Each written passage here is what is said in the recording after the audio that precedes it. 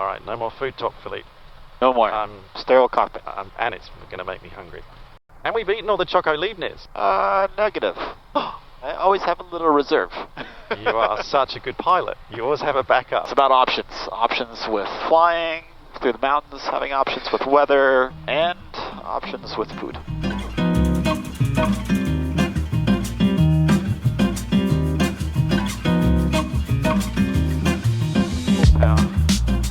There you go, see that nose lifts pretty quick. Yeah. 30 knots, 35 knots, that's it. That's it. Beautiful, beautiful.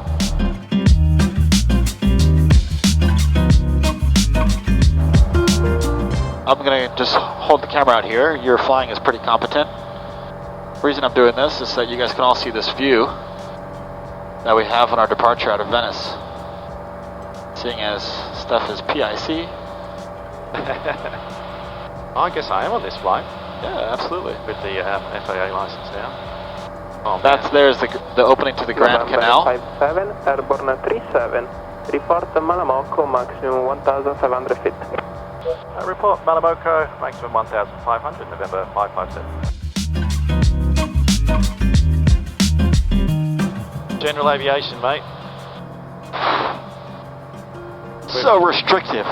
So, yeah, that's right. You could never fly to somewhere like Venice, right? Never.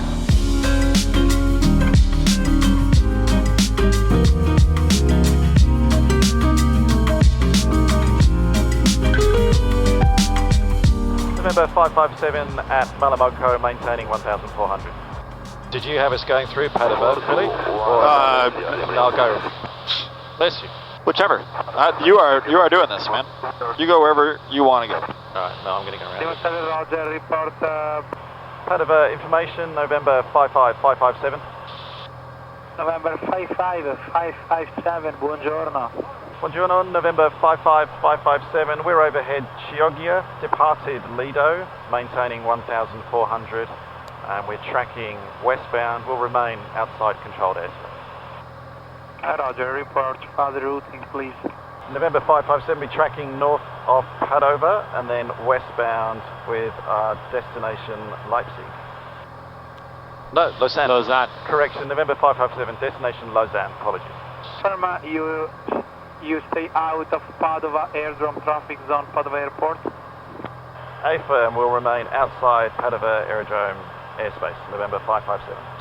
Roger, call me back north of Padova. Report North Padova, November 557. Milan information, November 55557.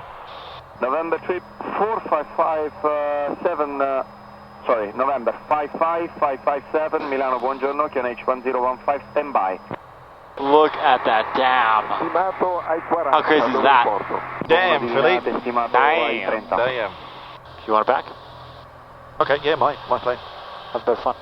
Have at it, man. Hug the mountains. Hug the mountains. Let's go. How often do you get to do this?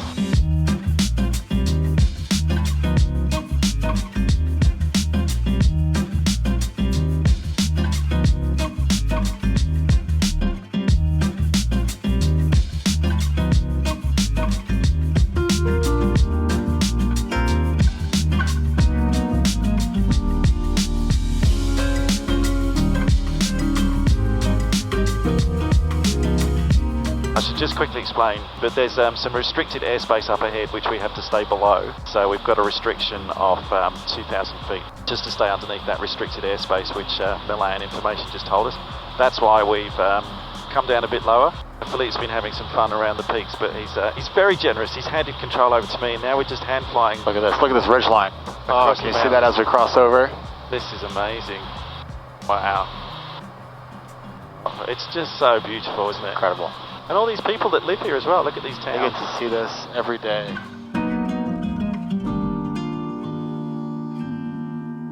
Yeah, the sea base is actually not on here, but it's the oldest seaplane base or sea aero club in the world. And I think that's why Michael landed here. So we've been talking about my friend Michael. If you're watching this, I know you watch the videos, Michael Smith. He flew a Siri flying boat around the world, solo, VFR. I think its cruise speed is around 85 knots. Jeez. Incredible story. I made a video with Michael as well, which I'll link to above. An amazing story. You know, there are pilots, and then there are, like, adventurers. And Michael, to me, is the perfect combination of the two. He followed the route that Qantas basically used to fly, the old flying boat routes from Sydney to London in his flying boat. And he got to London, and he thought, I think he met his wife, actually. He met his wife in London, and she said, you want to keep going, don't you? And he was like, yeah. And so he just continued on around the world, and he continued flying around the world. But part of his trip, when he came up, he landed here in Lake Como, visited the flying club you were talking about. So Michael, if you're watching this, we've both flown over Lake Como now. I'm not landing on it. He's done that. Not our intention. Not our intention. November 557 at Echo. November 57, report Metso, traffic PC12, Metso to land runway 19. Report Metso, copy the traffic, November 557. Do you see the runway? Delta Golf India traffic. It's that way, the runway. Is it down Wait there? for it, wait for it. There's a terminal building. I can see that. Number 1 PC12, number 2. He's over there. God, Isn't that wild? that's insane. Wow, that's really cool. Alright, so this is where, you know your bonds better than I do. So this is where, that's the dam that at the very beginning of GoldenEye, and there's that epic shot of Pierce Brosnan standing up on top. He puts his arms out either side and jumps, bungee jumps. It's the first time we saw bungee jumping in a Bond film. Bungee jumps off the top, and you think he's just going to bounce back up, but then he fires the grappling hook out of his gun, which grabs onto the bolt man. He pulls himself down and just jumps down and goes off and does Bond stuff. And yeah, and so that's the dam where it was filmed, right? Awesome. Correct. That's good. So Lake Como and the dam from GoldenEye. This is a James Bond tour of the Alps.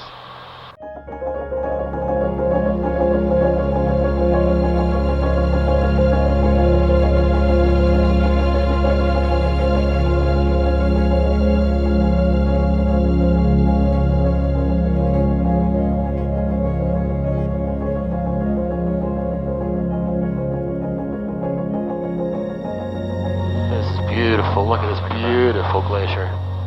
Wow. Stunning, no? Beautiful.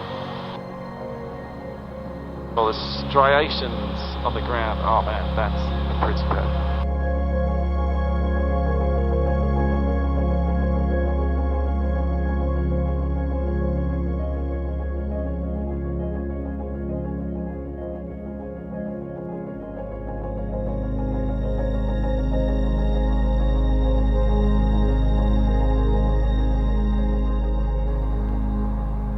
How's that for a dramatic mountain?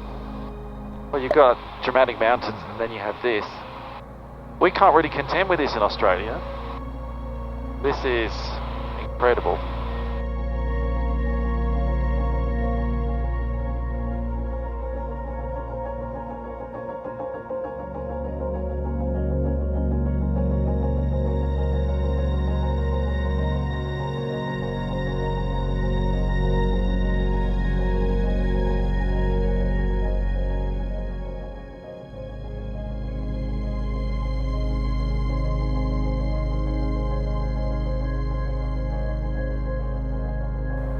Alright. Oh, we did it. It's just different flying. Different flying. It's all beautiful at the end of the day, isn't it? Let's be honest, wherever you're flying. Yes. But to see something like this as well, very special. I can't believe we did that. This is a round. Please join me, everyone, a round of applause for Philippe for bringing us up here. So I may have flown for a little while, but this is something that I never, ever would have had the confidence to do without you, mate. So thanks. You bet. 20 minutes to go to the airport. You're getting the snacks out. Yeah, well, you know, just had a realization. We've been flying for 2 hours, and we haven't yet had our snacks. We took a vote in the cockpit. We decided to go with the lovely snacks that the lady in Sylt, Germany gave us. So this episode of Snacks on a Plane is sponsored by Köln.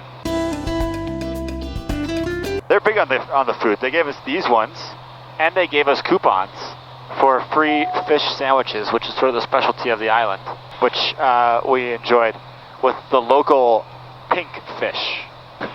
Well, by we I mean I, because you guys all know Steph's a veggie. How was your local pink fish in Silt as well, Philippe? That was a couple of days ago, but... Yeah, it was a couple of days ago. What are your thoughts now you've had time to consider and mull it over and digest it?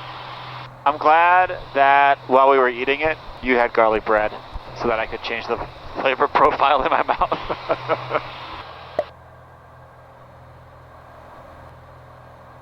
There you go, yeah, that's the airport.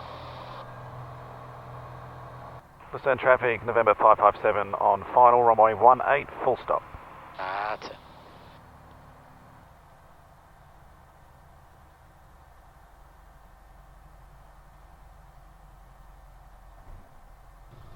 That's the one. That's it, nice. Good work.